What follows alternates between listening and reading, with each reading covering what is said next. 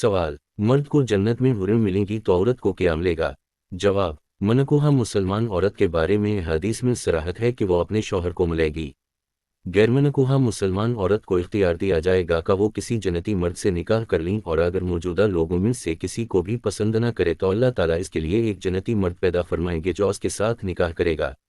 फ़क़ीह अल्लामा मुफ्ती महमूद हसन गंगोही रहमतुल्लाह उसी तरह के एक सवाल के जवाब में तहरीर फरमाते हैं, औरतों को उनके खावंद मिलेंगे, जवान के लिए इंतहाई राहत का जरिया होंगे, किसी और तरफ उनकी नज़र नहीं जाएगी बल्कि ख्याल भी नहीं आएगा।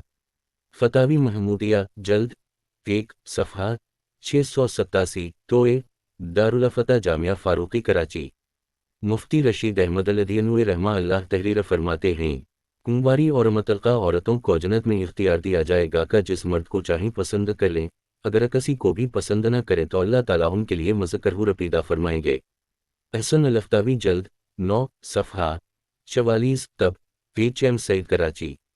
और जिस औरत ने 2-3 शादियां की हैं इसके बारे में 2 कौल हैं। एक, पहला कौल यह है कि वो जिस शौहर के पास रहना चाहे उसको इख्तियार होगा।